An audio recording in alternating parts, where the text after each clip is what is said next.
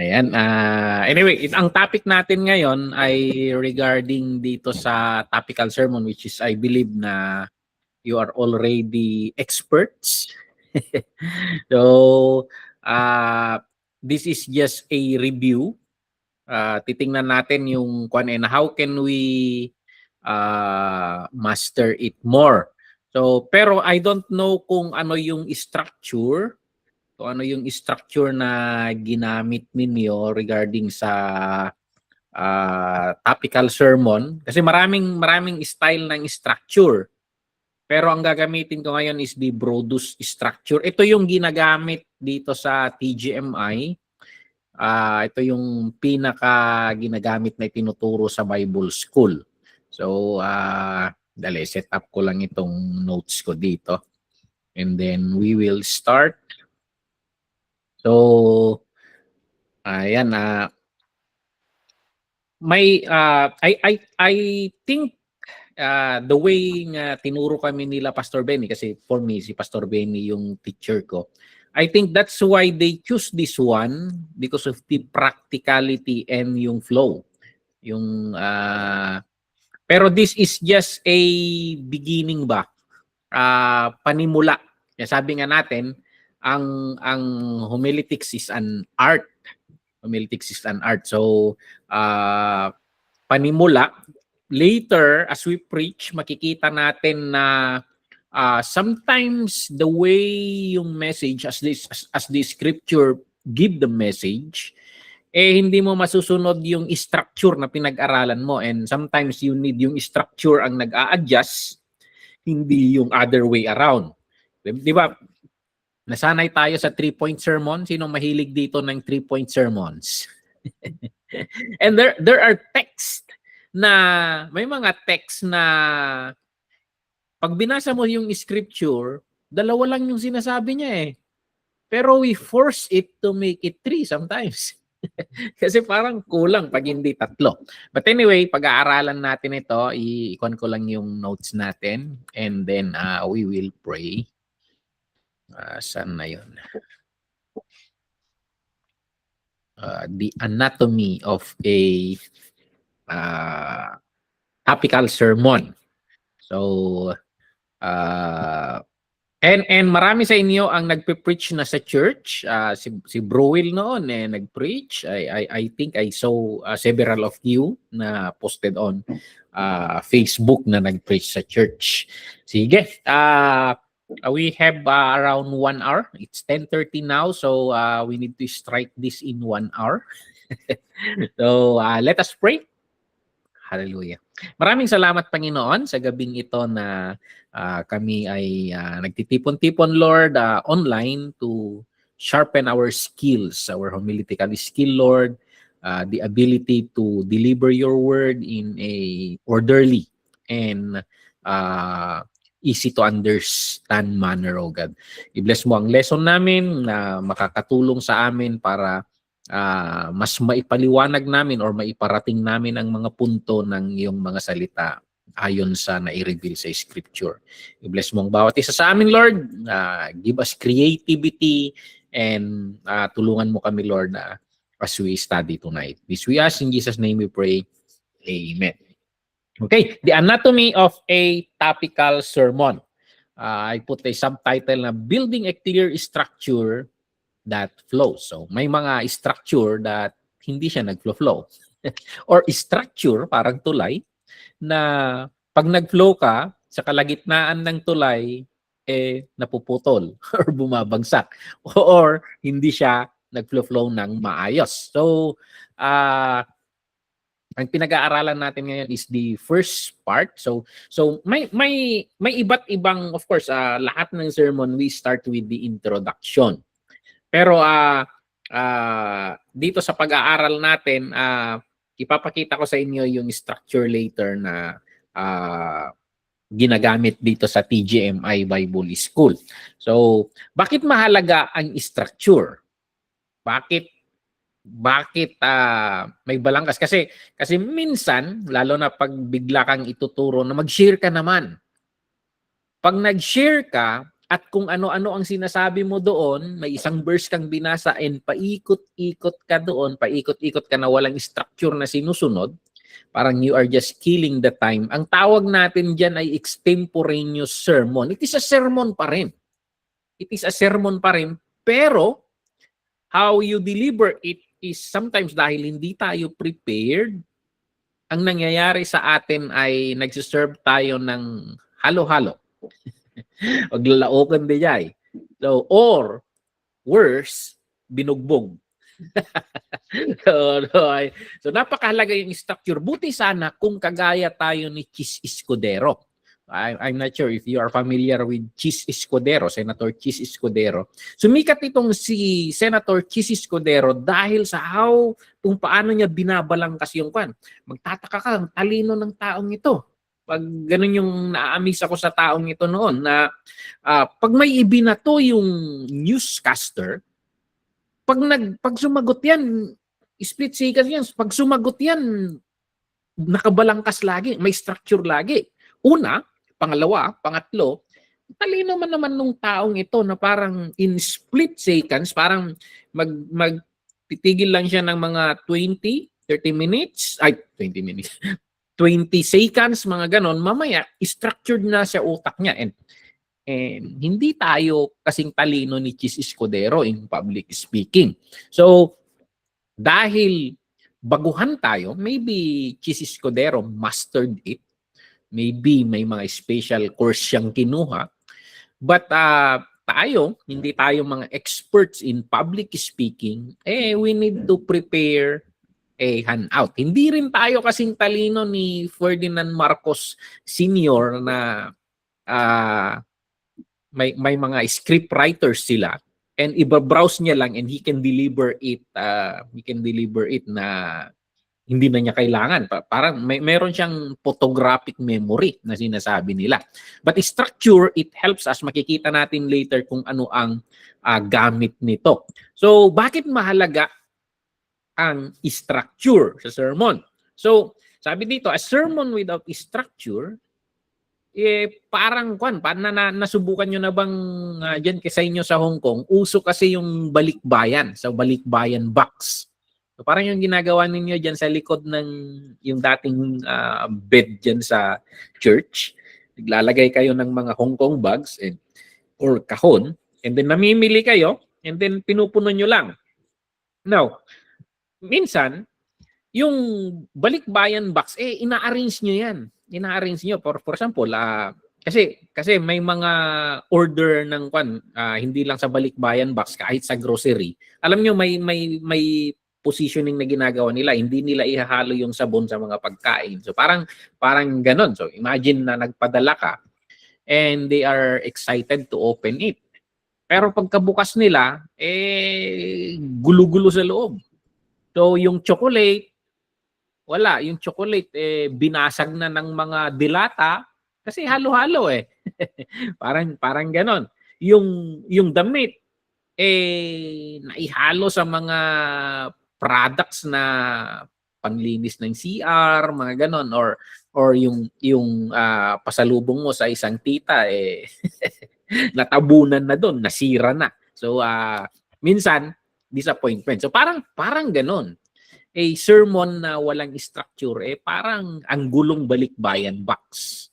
So, of course, nandun yung mga mahahalagang bagay. Nandun yung Bible verse mo, nandun yung truths of the scripture na kino-communicate mo, nandun yung mga applications mo, pero nahalo-halo na. At nalilito yung mga listeners na hindi nila alam kung ano yung punto mo. So, instead na ma-feed sila spiritually, they leave the church na confused. So, parang magulong dumating, mas magulong umuwi. So, parang ganon. Now, napakahalaga ng structuring. Napakahalaga ng kung paano natin ibalangkas yung sasabihin natin.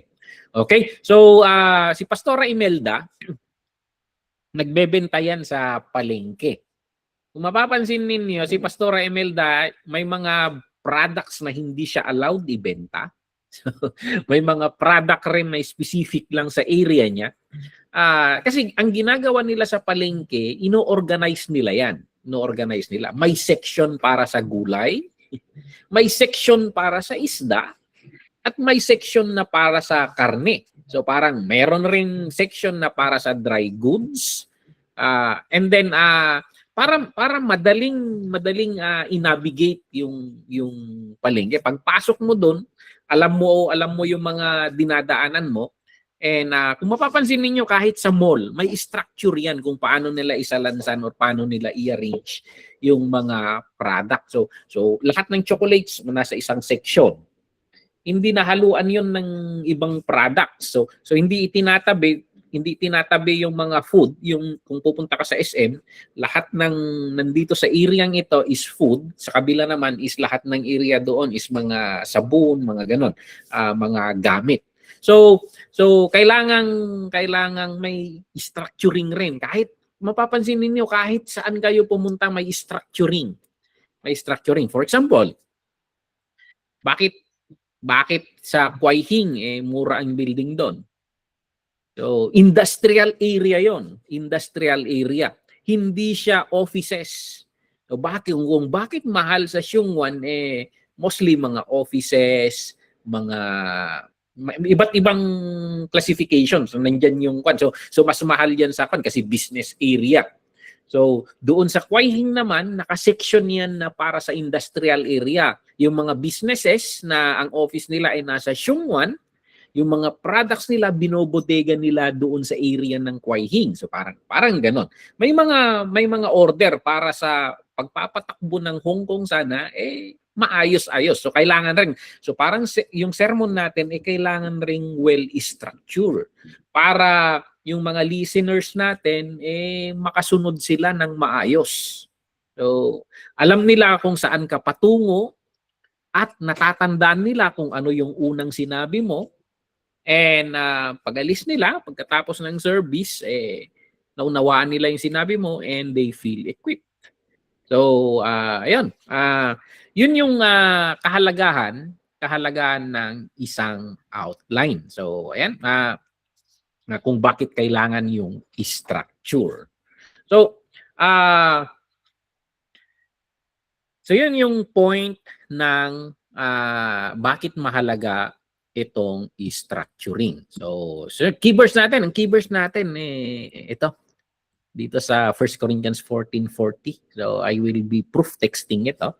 So sabi dito, but everything should be done in fitting and orderly manner or orderly way. Even in our sermon, kailangang maayos yan. Kailangan maayos yan. So ayan. Now, the way na binabalangkas, ito yung Brodus model na ginagawa na ito yung inadapt ng TGMI. Ganito yung flow niya. So actually hindi ko mabuo siya ng isang diretso. So ito diretso ito pababa tapos katuloy niya dito sa kabila. Ito yung how the structure. Ito napakahalaga na tinuturo namin sa mga students dito. Una yung tema, this is topical. And then the section for introduction. And itong big idea, wala ito, dinagdag ko lang ito. Magtataka siguro si Pastor Dennis dito bakit may big idea. Proposition, yung susunod dito, pero siningit ko lang yung big idea yan. Proposition, interrogative sentence or the question, and then transition sentence, and then pupunta siya sa main divisions, and then subdivisions kung may mga subdivisions ka, but not necessarily needed itong subdivision, depende sa kinakraft mong sermon. And conclusion, application. So, yan yung structure na sinusunod. I don't know kung paano yung ginagawa ninyo. So, Sister Rodelyn, paano yung structuring ninyo dyan sa Hong Kong ng topical? Ano yung naituro sa inyo dyan? Kaninong structure yon? Nanahimik na. So, I don't know kung ano yung structure ninyo, but I'm presenting itong ito and ipapaliwanag ko later kung bakit ako na-appreciate ko rin itong structure na to. Kasi nung pumunta ako ng seminary sa APTS, hinalo-halo nila ito. Kasi what they did in APTS, kasi ang ginawa ng TGMI, they presented a usable structure na agad. Ito sa tingin namin yung pinakamadali and madaling sundan, maganda yung flow. Yun yung kanya. Kasi pagkaturo dito, application agad, nagpe-preach sila agad sa chapel and naidi-deploy sila agad ng weekend sa ministry. So, yun. Hindi kagaya ng pagpunta namin sa seminary na they play with ideas. Naghahanap ka pa lang ng they present us with so many kind of sermons na pagkatapos ng course namin, naguluhan ka kaysa naayos kasi dumami yung alam mo, hindi mo na alam yung gagamitin mo. So I think this is very pastoral itong ginamit nilang structure dito. So tingnan natin yung piece by piece natin ito, and then titingnan natin yung mga kahalagahan ng mga parts na ito. Okay, yung una is the theme. Medyo confusing ito. Kaya nung nagtuturo ako ng re-revise ko rin yung tinuro sa amin. Ang naglalagay ako diyan ng subject. Kasi yung understanding kay Brodus, ang theme, yan yung title ng sermon. Yan yung title ng sermon. Pero dito yung description na ginagamit ng manual natin, definition, the theme is the broad subject or topic. Okay? So, pero ginagamit rin kasi ito ng TGMI structure na yun na yung title. Yun na yung title. So, theme, for example, ginagamitan ito ng mga adjectives or mga nouns. For example, love. Anong mga topics na pwede mong i-discuss? Salvation, endurance. So anything in the Bible na the fruit of the Spirit. So ayan, the topic na gusto mong talakayin sa iyong sermon. So it's what your sermon is about sa pangkalahatan. So ayan, parang title ito, kaya nga ang ginagawa ng mga pastors nun is title. It tells you the general subject but not the specific argument. So ang example dito, for example, gagawa ako ng sermon.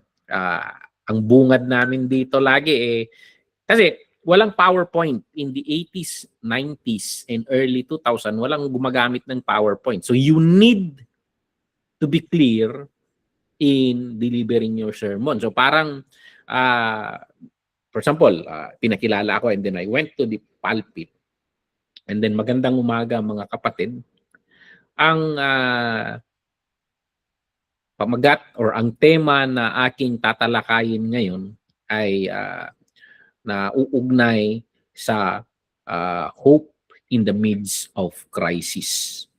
So, ayan. Ang tema na gusto kong ibahagi sa inyo is hope in the midst of crisis. Yan sana. So actually kung mapapansin ninyo sa structure ng TGMI, title agad yung binigay. Pero actually ang subject na tinutukoy doon is hope. And then nilagyan ko ng limitation na in the midst of crisis. In the midst of crisis. So ayan. Ang role ng tema sa sermon, kinakapture nito yung attention. Nagbibigay ng first impression. Sabi nga nila, first impressions last. So, pag gagawa ka ng sermon, dapat title pa lang, so yun yung title pa lang, ay attention grabbing na. Meron yung ewan ko kung positive o negative kwento nila Pastor Benny ito sa Bible school na pinag-aralan nila noon. Mga makukulit ang utak ng mga classmate niya. May nagsermon raw. Ang text niya is how beautiful are the feet of those who bring the good news. I think saan mahanap yan? Isaiah ba yun? How beautiful are the feet of those who bring the good news. So ang presentation ng classmate ni Pastor Benny na yon, ibinigay niya muna yung text. Okay? Binigay na niya muna yung text. So, pagtayo niya sa pulpit, sabi niya, mga kapatid, hinihiling kong buklatin natin ang ating mga Biblia sa aklat na ito at bersikulo at ito. Binasa niya yun. How beautiful are the feet of those who bring the good news. So, yun.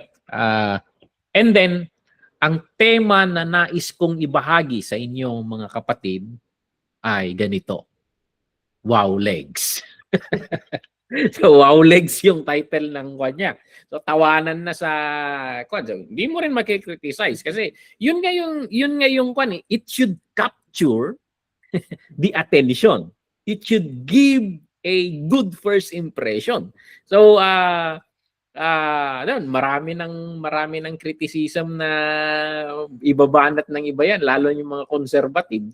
Pero na-hit niya yung goal, attention grabbing. So, ayan, it captures attention and gives first impression. So, ayan, nung 70s, 80s, and 90s, talagang ipinapackage nila yung message doon sa title. So, mapapansin nyo, kahit si Billy Graham, sinners in the hands of an angry God. So, ayan, yung title pa lang, makapagbagbag damdamin na. Pag sinner ka, makakapagbigay. Or, sinners in the hand of an angry God. So, parang capturing na agad. So, ayan, it sets expectation for what will be discussed. So, ano yung matatalakay? Yung title pa lang, magbibigay na yon. So, and it should be interesting and relevant to your audience. So, yung example natin kanina na yung sermon na Wow Legs,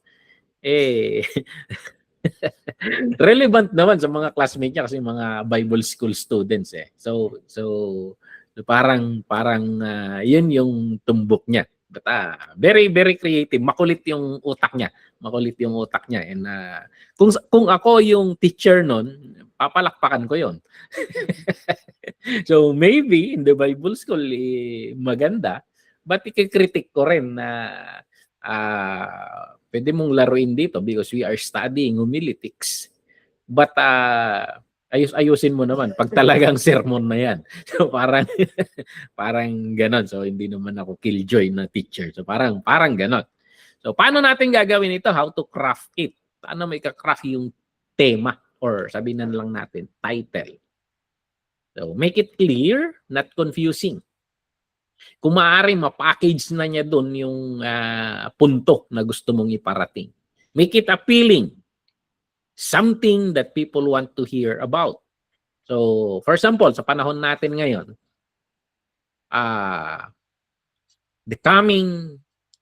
the return of the soon coming, the return of the Messiah. So, sa panahon ngayon, or wars and rumors of wars. So mga ganon, mga something na appealing, something na people want to hear about it. The end of the age, mga ganon. So keep it relatively broad, medyo malawak yung scope niya. Pero later, ina-narrow down kasi yon ng big idea and yung proposition mo. So, yun. That's the team. Yun yung first part. So, mag-raise lang kayo ng hands pag may mga tanong kayo. So, or you can type and then titingnan natin. Key point. Itong tema, ito yung entry point mo sa iyong sermon. It invites the people in, sabi dito. So, parang ito yung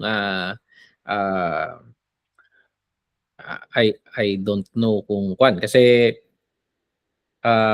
yun yung struggle ko ngayon pag nagtuturo ako ng homiletics because I am practicing the art.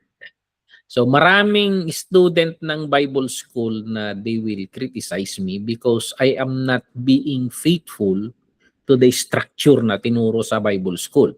I am more on the explore possibility. Yung going outside the box. Ganun lagi yung personality ko eh. So, marami akong sermon na ganon. Pero yung traditional na pag-aaral namin dito sa Bible School, you start with a bang, sabi nga nila title. Sometimes nga nagpe-preach ako ng message na walang title eh. Walang title. So I do not nakikita niyo siguro yung mga sermons ko minsan. So hindi ako but this structure of Brodus is you start with a theme. Okay? Guide question for the team. What is the general subject na gusto kong talakayin? So, yan yung itatanong mo sa sarili mo. Ano ang pangkalahatang topic na gusto kong talakayin? So, ayan. Ang topic ba na ito nakaka-interest sa mga makikinig? So, mahihit ba nito yung mga pangangailangan nila sa buhay? Parang gano'n. For example, I'm thinking of a message on Sunday. So, ang minimeditate ko dahil nandun ako sa Kings. Na-start ko na yung concept ng Kings, First and Second Kings for 2 Sundays sa church. And I'm thinking of talking about miracles. Sa mga sitwasyon natin ngayong ganito nagipitan, and sometimes miracles, hinahanap natin yan. Hinahanap natin. So gusto kong paano ba nai-experience ang mga miracles? Ano ba ang mga miracles? Bakit nangyayari? So I'm playing with those questions. So basta ang pinaka subject ko is miracles. Pinaglalaruan ko pa lang kung ano ang tema ko. So pwedeng how miracles happen or how can we receive our miracles. So pwedeng mga ganon. So general subject na gusto kong talakayin, ano yun? And will this topic, nakaka-interest ba ito sa mga listeners? Nakaka-hit ba ito sa mga pangangailangan nila? So, yan yung mga question mo pag nagka-craft ka ng theme sa sermon mo. Okay? So, pangalawa, pag nakapili ka na ng subject na tatalakayin mo at may title ka na, ang susunod na bahagi doon is ika-craft mo yung introduction mo. Paano ko sisimulan yung pagtalakay ko sa nabanggit kong pamagat, nabanggit kong tema. So, ayan, ano itong panimula? Yung tawag nila, the introduction. So, ang definition natin dito, the introduction is the opening portion of your sermon that grabs attention. So, kanina, inintroduce mo or binahagi mo yung title mo. So, ayan, yung tema. Ngayon, parang gift wrapping yan. So sabihin na lang natin na may ribbon sa taas, pagtanggal mo ng ribbon kanina yung presenting the theme. But now, ito i-unbox mo na, magsisimula ka na, and parang unwrapping na yung kwan. Siyempre, pagkatanggal mo ng gift wrap, minsan may box pa sa loob. So ayan, the introduction is the opening portion of your sermon that grabs attention, connects with the audience, and creates interest in your topic. It bridges the gap between where your listeners are and where you want to take them. So, ayan, yan yung kwan. May tinuturo yung mga teachers minsan na structure. Sabi nila, meron yung hook, book, look, took. Ayan, hook, book, look, took. Most likely, itong introduction is your hook. Paano mo makukuha yung attention nila? Paano mo mahuhook yung magagrab yung attention nila? Paano mo magagawa sila na gusto ko yan? Pag ganon, yung gusto ko yan, gusto kong pakinggan yan. So, ayan. Paano mo magagawa yon sa introduction? Napakahalaga itong introduction part. So, sa akin, yung experience ko, dalawang bahagi yan, introduction. Una, gusto kong kinukuha yung attention nila na magka-interest sila sa gusto kong talakayin. Pangalawa, yan yung bahagi na hindi mo naiintindihan yung sarili mo bilang preacher.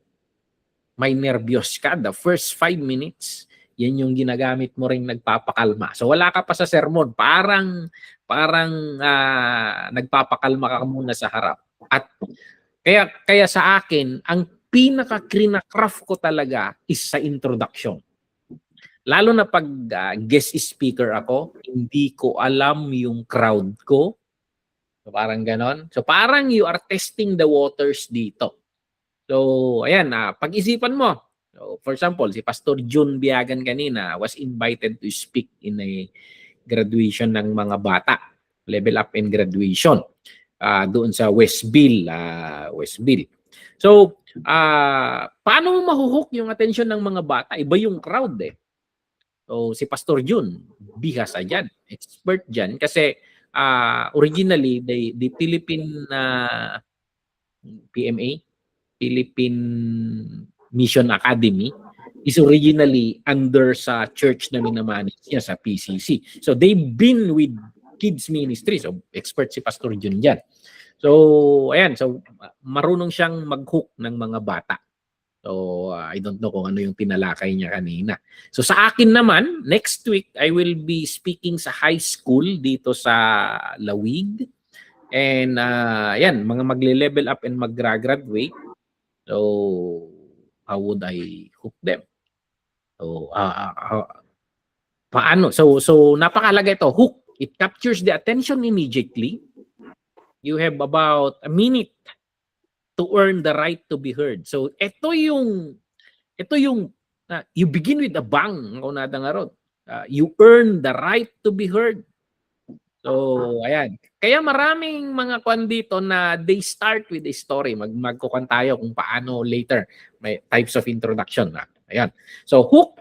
Pangalawa, to connect. Yung role nito sa sermon is to connect. So, pinapakita nito sa audience na nauunawaan mo yung mundo nila. Yung pinagdadaanan nila, yung mga tanong nila sa buhay. So, I think I will illustrate ito sa mga idiniliber kong sermon dyan sa Hong Kong. So, regarding sa tampuhan, LQ. So, I started with yung tampuhan ng dalawang magsingirog. So, ayan. The struggles and connect it with the idea na even as there are tampo sa loob natin sa Panginoon na we don't want to articulate it. So, ayan. Connect.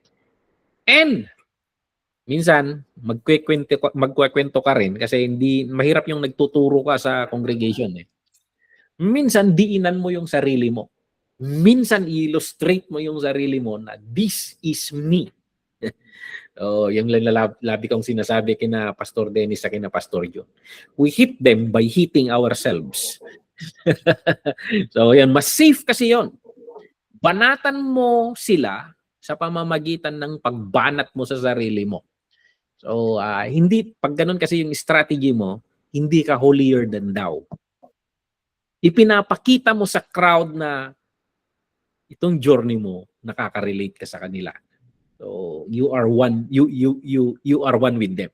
Okay? So it is a way to connect. Una, it is a way to hook. Now it is a way to connect. So mapapahanga pag may mga makikita ka ng mga na nagnanad, parang ganon, or nag-amen sa mga ganon. So pangatlo dito, yung introduction, create a need, sabi dito. So, dito, mabubuo mo sana yung idea na, gusto ko yan. Kailangan ko yung message na i-deliver ni Pastor. So, paano mo makre-create sila yon? Kailangan makinig ako. Kailangan mag-take note ako dito ngayon. How would you create that? How would you create that need sa kanila? So, why they need to listen to this sermon? So, ayan. Kasi sa atin, ito maraming pastors na yan ito Ang armas natin to go in front when we preach, prayer. Hindi natin minamaliit yan. Hindi natin minamaliit. But crafting a sermon is actually an art. Pinag-iisipan yan.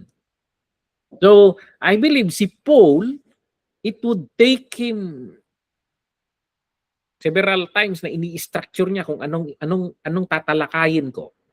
Mapapansin niyo si Paul kung magsusulat, may panimula siya. Nag-i-introduce muna siya, bumabati muna siya, and then biglang kakambyo yan, and then may babanat na. So, ayan, may balangkas yung pagtuturo niya. So, ayan, create a need.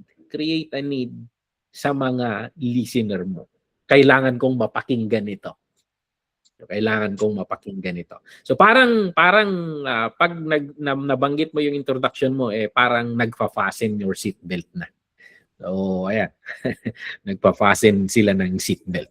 Okay? And then panguli, itong introduction will lead to the big idea. So ayan, magkakaroon ng need. Ano kaya? Paano niya kaya babalangkisin ito? Kasi papasok ka na sa big idea. Yung main point ng sermon. Ano ba tatalakayin mo, pastor? So parang ganon. So mag-create ng need sa kanila na yun naman yung patutunguhan mo kasi ang susunod dito is the big idea. Okay? So I think is it clear? So introduction is a hook. It is a way to connect. It is a way to create a need, and it should be your opening door that goes to the big idea of your message. So may iba't ibang uri ng introduction. Iba't ibang uri ng introduction na gagamitin mo. Una, pwedeng isang kwento. Magbahagi ka ng isang personal experience or kahit anong kwento na nabasa mo sa Facebook, sa balita, na mag-i-illustrate sa pangangailangan. So, ayan. So, for example, in the sermon na pinaprepare ko, sa ngayon, ang mahal na ng mga gasolina. So, sometimes, si Pastor Benny kasi may pwede kong gamitin yung kwento na yon. When there was a time when in 1980s, I think hindi ko alam kung tao na ako noon. Yeah, I think pinanganak na ako noon kasi meron na yung sasakyan eh. Kaya si Pastor Benny hindi niya binebenta yung Tamaraw jeepney diyan.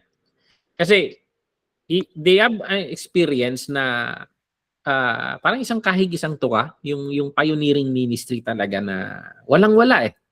So si Pastor Benny, ang fuel meter niya, kasi sira yung fuel meter ng sasakyan, meron siyang kawayan na stick. At kung magsukat siya ng gasolina, itutusok niya yan sa mismong tangke. So, may bisita dito noon, sina Pastor Freeman. I don't know kung na-meet nyo yung missionary na yon, yung family of faith na tinatawag, ng mga evangelist na tumulong sa growing stage ng TGMI. And ang daming ministry kwan nila. Pumupunta sila sa Isabela, sa Ramon Isabela, Alfonso Lista Ifugao, magganyan Isabela, nagaganyan sila sa gabi. Dito sila, nag-iikot-ikot sila. So non-stop for 1 month na tumatakbo yung sasakyan. Si Pastor Benny, walang pera. But the ministry must go on. Tinapon na niya yung measuring stick niya sa gasolina. So ayan. So tumatakbo yung sasakyan ng 1 buwan. Na pumupunta sa iba't ibang probinsya, umaga at gabi, tumatakbo yan because it serves the foreigners. So, how would you... So, ayan. Kinalimutan na ni Pastor Benny yung kung titigil to, titigil na lang. So, ayan. So, after a month, umuwi na yung mga missionary, and then may dumating na postal check. I think may partner tayo dito sa Australia noon. Mga missionaries dito sa Australia, nag-send sila ng postal check. So, pina-cash in ni Papa yon, Pastor Benny. And then, ang unang pumasok sa isip niya, magagasolina na ako. May panggasolina na. Matagal-tagal na hindi naggasolina. So, pagdating doon sa pwesto ni Mundiging noon, may gasolinahan dyan na Shell noon. Pag-aari ni Paredes. So, yun. So, paglapit niya sa gasoline station, namatay na yung sasakyan. Namatay na yung sasakyan. Sabi nila, Pastor, ibanti mo pa. Ay, wala na, nasaid na. Tulak nyo na lang. So, parang that is story. So, that's a miracle. That's a miracle na experience ni Pastor Benny. So, ayan, pag kinikento mo yon, makaka-experience rin kaya ako ng mga ganon. So, parang ganon. So, sa atin kasi ngayon, ang daming ang daming remedyo. For example, sa akin, so nag-full tank ako nung kahapon ba yan? Nag-full tank ako kahapon. Cash. We don't have cash. Pero we have cards. We have credit cards. Swipe lang yan. Swipe lang yan. So, ayan. But share a personal experience or a story from a news that illustrates the need. Kaya kahit kayo dyan sa Hong Kong, pag nagsesermon ako minsan dito, sometimes I use your story to start a message. Don't worry, it's anonymous. Because your testimonies are good. And they are a blessing to many pag marinig yung mga testimonies ninyo. So, pag ginagamit ko may ginagamit akong kwento dyan sa Hong Kong, don't worry, it's anonymous. It's anonymous. So, yun, pwede kang gumamit ng story or pwede kang gumamit ng tanong. Magbato ka ng thought-provoking question na magdudulot sa mga tao na magnilay-nilay, magbulay-bulay ba? Hindi ko naisip yun Parang ganon. Paano kaya yun? It will force them to, pag makaka-create siya ng question mark sa isip nila. So, a question, example natin sa question. So, for example, ang question na makikreate, pwede rin kayang, anong magandang gamitin natin dito na question? Kasama ko pa rin kaya ang Diyos kahit patapon na ang buhay ko. Parang mga ganon, something na thought-provoking ba, na mga outside the box question. So, good. Pwedeng you use that question. Or another thing, ginagamit ko rin ito. Gumagamit ako ng statistics or facts. So, for example, pag ginamit ko ang Iran, nabanggit ko noong last Sunday na, alam ba ninyo na ang fastest growing church ngayon hindi na China? According to the statistics na conducted ng mga well-known na statisticians sa Christian world, ang fastest growing church na ngayon ay Iran. Why would I quote that statistics? Because ang center ng mga news, ng current events ngayong panahon natin is Iran. Yan yung giyera Yan yung giyera. Wars and rumors of wars. So, start with a surprising fact that grabs attention. So, mga ganon. So, pwede rin yung mga ganon. Mga information. Okay? Current event. So, connect something na nangyayari sa balita or sa paligid natin. So, I always use ito. I always use. Bihira ako sa question. Most likely dito sa dalawang ito. Or pwede rin quotation. May mga nabasa kayong quotation o may mga download ako na quotations dito sa pag nagugustuhan ko. Nagda-download ako dito sa cellphone ko. For example, itong anong quotation to? Decaf coffee is like faith without works. Dead. Mahilig ako coffee. Ang decaf coffee is like a faith without works. Dead. Kape ka ng kape, pero walang epekto yan. Hindi nakakagising. Di ba nagkakape tayo para pampagising? Pampalakas ng tibok ng puso. Pampa-inlove ba? Parang ganon. So, ayan. Mga quotations. Of course, hindi mo magagamit sa sermon yan. May mga questions akong nada-download kasi dito Build a team so strong that no one can point out who the leader is. So parang ganun. So, siyempre nasa leadership ako. Mag-build ka ng team. Sa lakas ng team na ito, hindi nila alam kung sino ang leader kasi kumikilos lahat. Hindi na mahalaga kung sino ang leader. So, ayan, may mga quotations na dina-download ako rito. Mahilig ako diyan kaya marami dito sa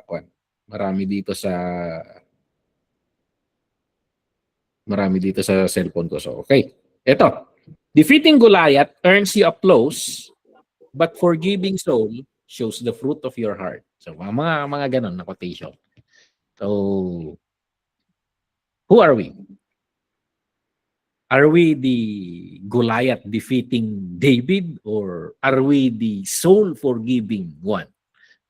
So, what kind of giant do you conquer?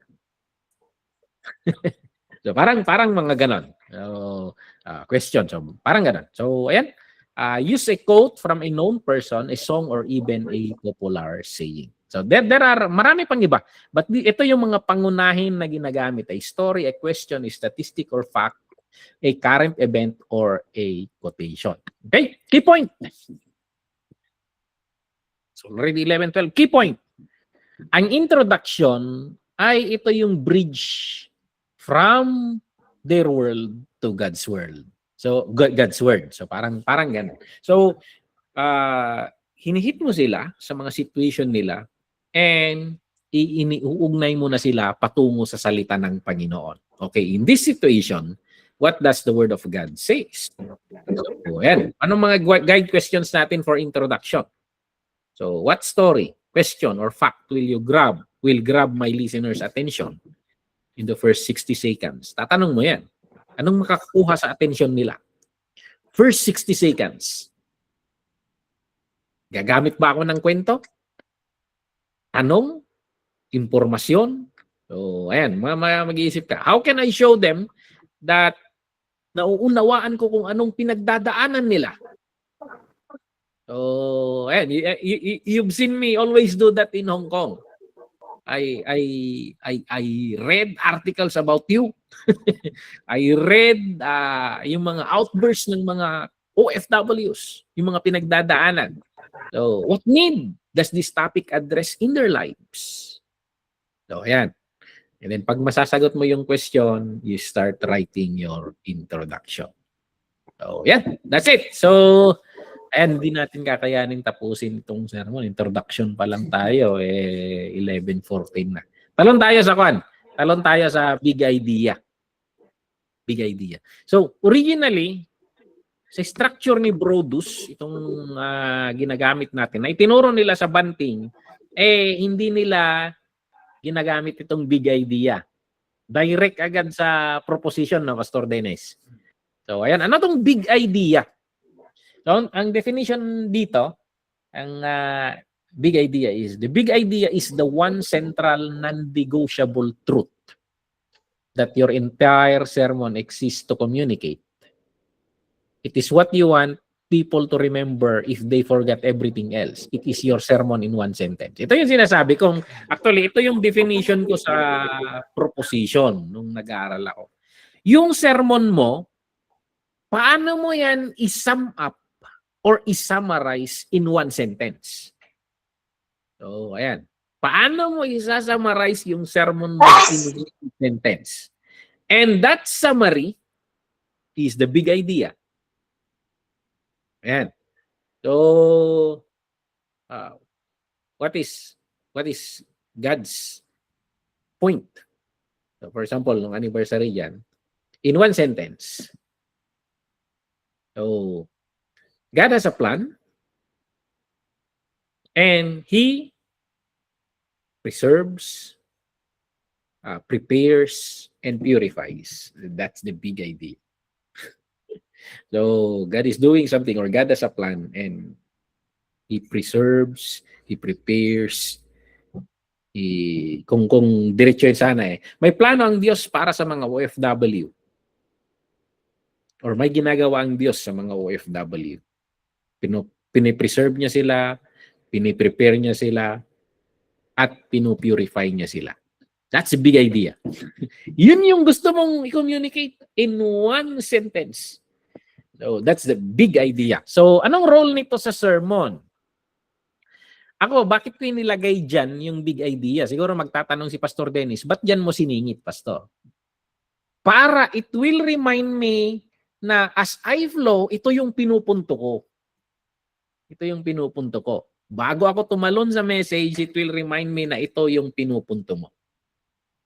So, ayan. Kaya nilagay ko doon yung one sentence na yon.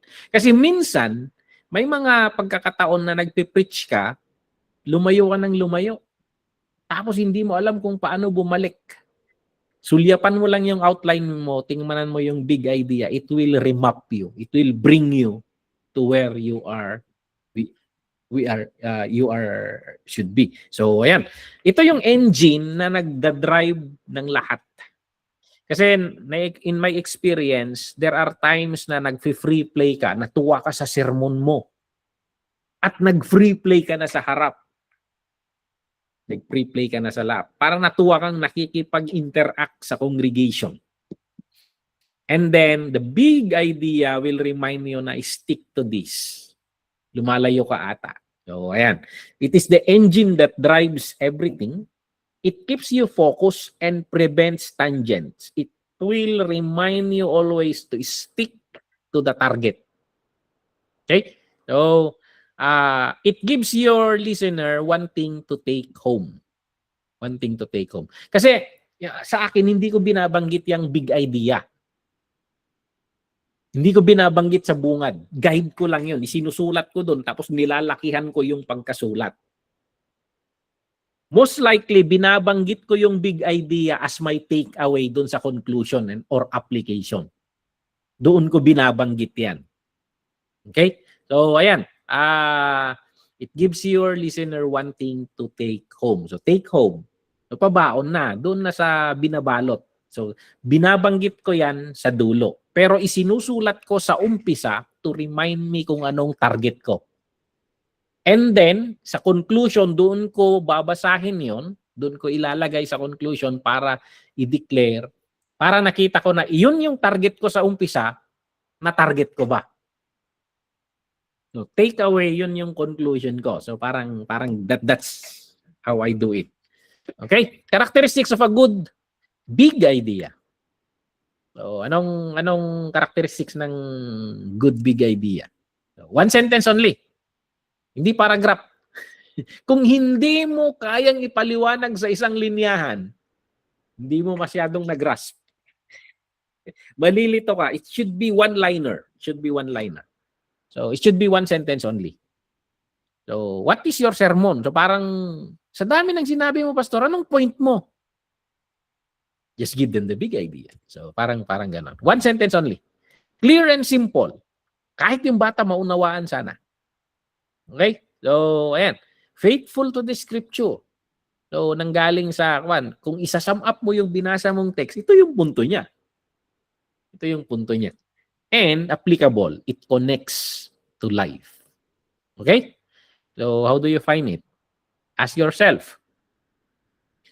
If people forget every word I say, kung makakalimutan nila ang lahat ng sinabi ko, and most likely makakalimutan nila ang sermon. Tayo nga na preacher, bigla nilang tatanungin, anong preaching mo nung last Sunday, Pastor?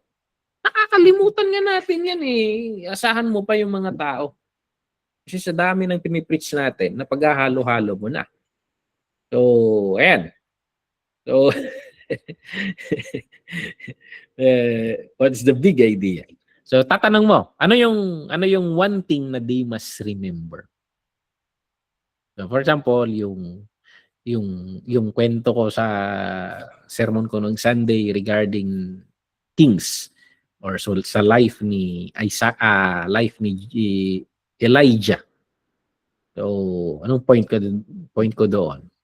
So, ang Panginoon never abandons us. Ang Panginoon is always with us. So, parang ganon. Ang Panginoon is always faithful to His promises.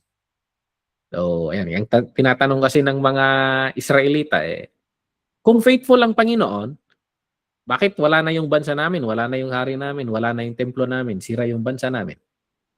So, ayan. God is faithful. Kayo ang sablay. Parang So, God is always faithful. God is always faithful. That is the one-liner of my message noong last Sunday. Okay? So, key point. The big idea is the destination of your sermon. Kaya sinasabi ko, sinusulat ko sa umpisa, pero binibigkas ko sa dulo, sa conclusion or application. Kasi that is my destination. Nasubukan mo bang bumiyahe na hindi mo alam ang patutunguhan mo? As the Spirit leads. Hirap nun. Ang hirap nun. Pag nag-sermon tayo, dapat sharpshooters tayo. Pag nag-deliver tayo ng sermon, sharpshooters, alam mo yung tinatarget mo. And the big idea will help you be a sharpshooter. Everything else, lahat na ng babanggitin mo ay landas patungo doon. Okay? So that's the big idea. Kaya sinusulat ko muna sa umpisa, after ng introduction, I point the big idea. Ito ang patutunguhan mo. At sa conclusion, doon ko babasahin. So, for conclusion sana God is always faithful. Let us pray. So parang ganon. So ayan, that's the big idea. Yan yung destination ng yung sermon. So, guide questions for big idea? Ito. Kung makakalimutan ng mga nakikinig sa akin ang lahat ng binanggit ko, ano yung isang bagay na kailangang matandaan nila? Kung meron man, ano yung isang bagay na kailangang matandaan nila? So, ayan. Simple ba ito? Sa pagkabigkas ko? Malinaw ba ito? Yung truth ba nito galing sa Biblia? So, ayan. Craft your big idea. So, maraming gumagawa ng sermon. Di ba, ang challenge ko is you should be able to craft a sermon in 5 minutes. Pag hindi mo mabuo yung big idea mo sa umpisa, sasabihin ko na sa'yo, makalat yung sermon mo. Kasi yung big idea, yun yung maglalagay ng limitation. Limitation sa kung ano ang i-explore mo. Lawak ng 66 books. So, ayan. Craft the big idea. Ano ang gusto kong sabihin sa kanila? Ano ang gusto kong iparating na mensahe sa kanila? You write it in one sentence. Pag alam mo na yon, and then yun yung i-unbox mo. Yun yung i-unbox mo. In how many steps? Point 1, point 2, point 3. So, yan. Big idea. Okay? So, ayan. It's already 12:24. Tatapusin natin, ilalas ko dito sa proposition. Ilalas ko dito sa proposition. Ano itong proposition? Itong proposition, ano yung gusto mong mangyari? Kaya actually, ang ginagawa namin ni Kwan, for example, God is always faithful. Yun yung big idea ko. Yung proposition ko, mga kapatid, kailangan nating maunawaan na tapat ang Panginoon magpakailanman. So, ayan. Ano ang gusto mong mangyari sa kanila? Kailangan nilang maunawaan na tapat ang Panginoon magpakailanman. So, ayan. And mag-shift ka sa question yan. Paano natin nasasabing tapat? Yun yung susunod na Yun yung susunod kasi interrogative sentence yung susunod yan. So, ang proposition, pwede mong i-hint kasi dito sa proposition, magbibigay ka ng hint dito kung ano yung mga points mo. Okay? The proposition is a slightly expanded statement. Mas malawak siya sa big idea mo, pero yun pa rin yung tinutukoy. So, and often hints, nagbibigay siya ng hint tungkol sa mga main points na tatalakayin mo. Okay? Sasabihin nito sa mga makikinig sa iyo kung ano ang patutunayan mo or ipapaliwanag ng sermon mo. So mga kapatid, kailangan nating maunawaan na ang Panginoon ay tapat magpakailanman. Dahil, point number 1, hindi siya nagbabago. Point number 2, ayan. Point number 3. So, ayan. Pero, hints lang ang ibagay mo doon. Hints lang. Huwag mo namang, huwag mong i-expose yung buong sermon mo. Kasi parang build, pinapalawak mo yung sermon mo So hint lang yan, patikim lang ang ibibigay mo sa proposition. Ang ginagawa ko dito sa proposition, ginagawa kong statement yung gusto kong mangyari or gusto nilang gawin. So kung yung big idea is ang Panginoon ay tapat magpakailanman, so gusto kong mangyari is that, mga kapatid, kailangan nating maunawaan na tapat ang Panginoon magpakailanman. So ayan, role in the sermon, bakit kailangan itong proposition? Ito yung bridge mo between the big idea and the outline. Papasok ka na doon sa sermon. So, ini-state mo na, ini-state mo na yung gusto mong mangyari or gusto mong gawin nila. Oh, ang tanong kasi nila, bakit mo gagawin yan? Papaliwanag mo. Bakit mo gagawin yan? Papaliwanag mo. Yun yung sasagutin ng bawat points mo. So, ang role niyan sa sermon, bridge yan between the big idea and the outline, and ipiniprepare nito yung audience sa kung ano ang paparating. Kasi, diyan mo na i-deliver yung main points mo. Yan yung main point mo. So, it states nito yung thesis mo ng mas maliwanag. So, mas mahaba siya kunti yung proposition kaysa sa, mas detalyado siya konti kaysa sa big idea. Pero bubuklatin mo yan sa mga main points mo. Okay? So key points. The proposition is the roadmap that shows where you're going. So kanina, yung big idea is the destination. Ngayon itong proposition, ito yung mapa sa saan mo patutunguhan. So for example, yung sinabi ko kanina, mga kapatid, kailangan nating maunawaan na ang Diyos ay tapat magpakailanman. Yung roadmap tungo doon is kailangan nilang maunawaan. Ipapaunawa mo ngayon kung bakit mo sinasabing tapat ang Diyos magpakailanman. May argument kang sinasagot. Okay? So, yun yung roadmap. Yun yung direction mo. So, mamamapping nila, dito patungo si pastor. And take note, sa pagsesermon mo, hindi sa akin hindi ko binabanggit yung big idea. Proposition ang binabanggit diyan.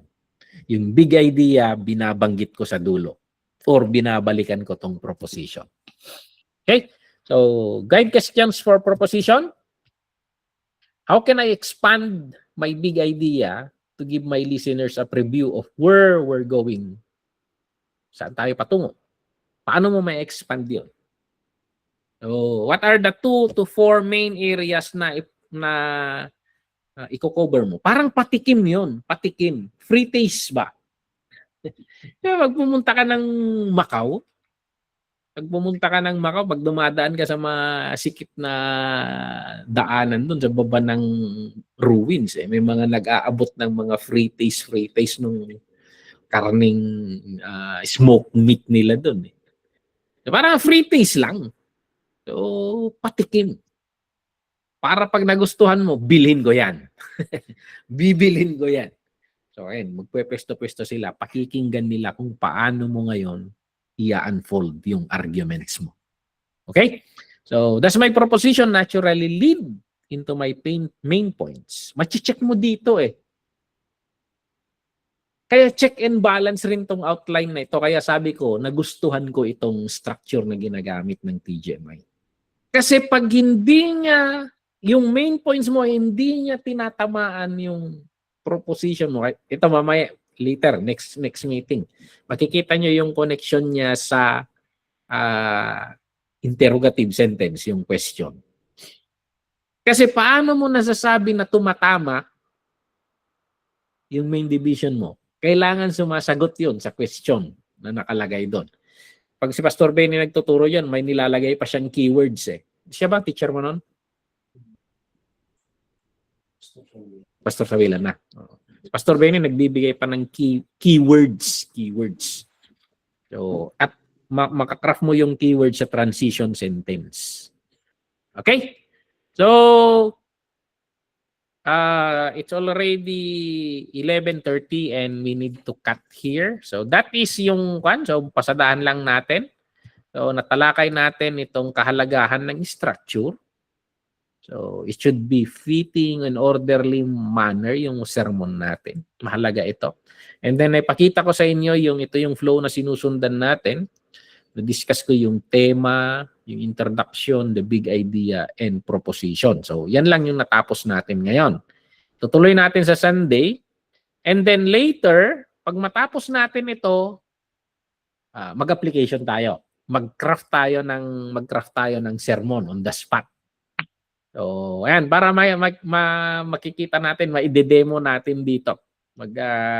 Ewan ko lang kung paano natin kaya gagawin ito. Nasanay ako sa Blackboard. Nasanay ako sa Blackboard. Naghimingi ako ng idea ng mga students and then we craft a sermon on the spot. Okay? So, nadaanan natin yan. Diniscuss natin kung ano ang tema. Ito yung tema, yung broad subject or the topic na tatalakayin mo. And usually, dito sa tema natin inilalagay yung title of the sermon. Okay? And then, pumasok tayo sa introduction. This is the part wherein kailangan mong ma-hook yung mga listener mo. Kailangan dito yung part na makakonect sila sa gusto mong makakonect ka sa kanilang mundo or sa kanilang buhay. So, ma-establish mo yung connection. Maka-create ka ng need. Bakit nila pakikinggan yung sasabihin mo? So, bakit sila magkaka-interest yan? And then, dadalhin mo sila sa big idea. So, patungo doon. Then, na-discuss natin yung introduction na maraming paraan. Pwede kang mag-introduction gamit ang story, a question, a statistics or fact, a current event, or a quotation. So, ayan. And then, diniscuss natin itong big idea. What is the big idea? That is your sermon in one sentence. So, pag hindi mo masabi ng diretsuhan kung ano yung punto mo, yung sermon mo in one sentence, hindi mo pa kabisado. Hindi mo pa kabisado. So, the big idea. Ito kasi ang magdadrive ng lahat ng tatalakayin mo. Ito yung magpapanatili sa inyong nakatuon, nakafocus, at ito ang pipigil sa iyong kung ano-ano ang patutunguhan. Ito ang magbibigay sa iyong listener ng isang bagay lang na yung focus na understanding. Okay? So it should be one sentence only, clear and simple, faithful to the scripture, and applicable. And then, tinalakay natin yung proposition. The proposition is, ito yung gusto mong mangyari. So, an expanded version ng big idea, but ito na yung ini-state mo na kung anong gusto mong mangyari. Okay? Binibridge nito yung, papasok ka na sa sermon proper. Piniprepare nito yung audience kung ano ang i-deliver mo and i-state nito yung thesis mo or yung point mo talaga fully. So proposition, pwede mong banggitin diyan, magbigay ka ng hint ng mga points na tatalakayin mo sa main divisions mo. Okay? So tandaan, patikim lang ang ibibigay mo rito. Mauumay sila. Mauumay sila. So patikim lang. So that is the lesson na tatalakayin natin ngayon. So, next up, you can prepare your questions kung may mga questions kayo. And then you start crafting na. Kasi you will be making a topical sermon, a textual sermon, and expository one. So, ayan. And then you choose from the three na i-deliver mo in 5 to 15 minutes. Okay? So that's it. Next meeting, pag-aaralan natin ang interrogative sentence, itong transition sentence, interrogative, the transition, and main divisions, and then subdivisions, and then yung conclusion and application. So yan ang tatalakayin naman natin next meeting. Okay? So that is our lesson for this evening. Maraming salamat and may mga questions kayo regarding dito. So maraming models ng topical sermon, but I am using this one kasi sa akin, in my experience, napakaganda kasi ng flow nito, yung balangkas. So, isasample ko rin later kung paano mag-deliver ng sermon na sinusundan ito. Kahit wala kang PowerPoint kasi. Kahit wala kang PowerPoint. Kung maganda yung pagka-craft mo dito, ayan, may mga time na ituturo ka nila kailan mo papaluin yung pulpito. Pinag-aaralan yung mga emphas. Kailan yung malakas na sigaw mo? Kailan yung rising, falling intonation ng mga ganun. Pinag-aaralan lahat sa Bible School. But anyway, that's our lesson for this evening. Let us close in prayer. Sige. Maraming salamat, Lord, na sa papamagitan, Lord, ng lesson na ito, may imagine namin kung paano namin ipaparating yung salita mo ng mas malinaw. Lord, nag-iiba-iba ang way of communication ng bawat generation. And nung panahon ninyo, panahon ng mga propeta, iba-iba rin, Lord, yung way nila. But in our generation ngayon, ito yung we need to deliver it in an orderly manner. Ito yung way ngayon, Lord, ng passing on ideas. Tulungan mo kami, Lord, na makakonect kami sa generation ngayon at gamitin mo ang subject naming homiletics nang magawa namin ng mas malinaw at madaling maunawaan. Bless mong bawat isa sa amin, Lord. You prepare us, Lord, for future ministry at bigyan mo kami, Lord, ng interest sa mga pinag-aaralan namin. Maraming salamat itong hiniling namin sa pangalan ni Jesus. Amen and amen. Yan. Purihin ng Panginoon. Let's continue. Amen, Pastor. Amen. Amen. Thank you, Amen. Pastor. Thank you, sir. Amen.